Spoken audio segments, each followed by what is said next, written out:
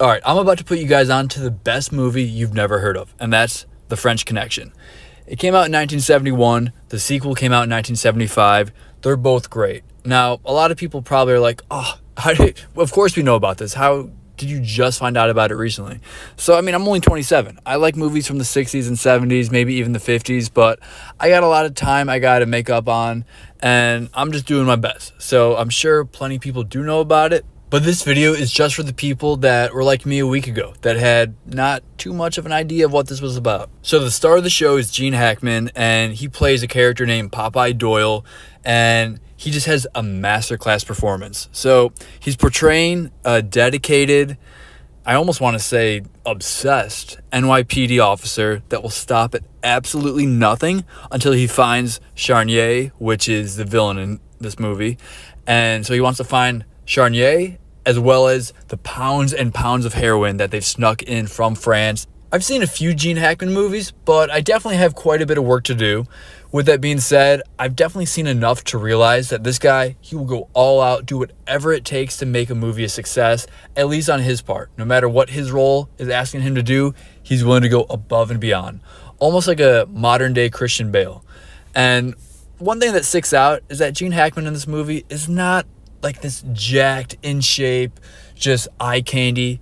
He's kind of rough around the edges, and that only makes his performance that much better because he's not relying on, his good looks. Some people might think he looks good, but I think generally speaking, he looks pretty rough in these movies, and he just goes all out with the emotion, with the dedication, and he absolutely carries 99%, maybe even 100% on his back, the weight of this movie.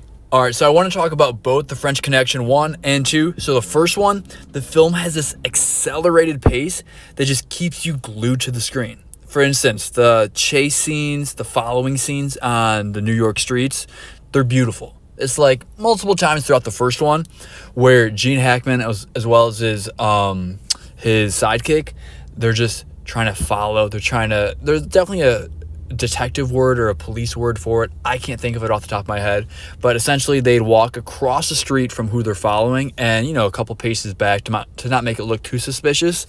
And obviously these villains, they're quick-witted. They're not going to get caught that easily, and they're going back and forth between streets, between crossing the road, between going in, get a hot dog, get a drink, doing whatever it takes to get lost. And the way it's shot is very beautiful, I think. It's chaotic, but a beautiful chaos. And between the two films, there's really 3 iconic scenes that I just really took away from watching these.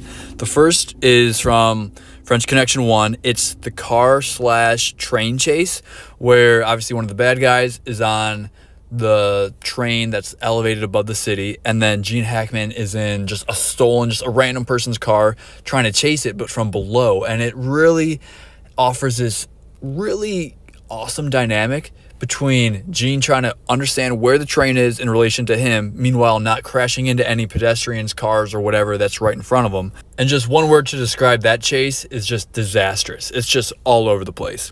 The second scene that I kind of took away from viewing these movies was the subway scene in also the first French Connection between Gene and the villain, Charnier.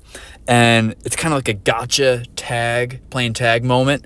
And it takes place in the subways that are below the ground in NYC. And I can't describe this scene without sounding like a 5-year-old, sounding just absolutely incompetent because it's a lot of back and forth. So just go watch it. And then finally, another iconic scene is from French Connection 2, and that's the heroin withdrawal scene. And in my opinion, that's the most powerful scene between both films. All in all, I would say number 1 is better than number 2, but I would say, like I just mentioned, that number 2 has the best scene between both films, and that is the heroin withdrawal scene. But you could almost include in that how he gets attacked, how he gets pretty much kidnapped by the French gang, and then they tie him to a bed.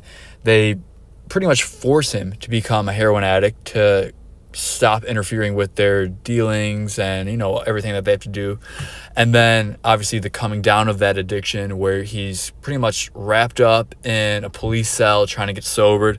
That right there, It might not be a better film, 2 than 1, but at least that scene in number 2 clears, I want to say, almost everything from number 1. I might be crazy, but I absolutely love that heroin withdrawal scene. And something I found pretty cool was that the closing scenes are quite contrasting, because in number 1, it's this great cliffhanger.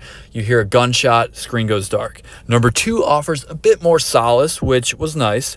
I would say Fernando Rey as Alan Charnier is a masterful villain. 99% of the time, he's just this calm, mischievous guy. Roy Scheider from Jaws does a great Deputy Cloudy in this film. And the reoccurring question of, you still picking your feet in Poughkeepsie? I just love the trolling. It's on an all-time level. And to best describe this film, I would just say it's a gritty drama that everybody has to see. Drop a comment.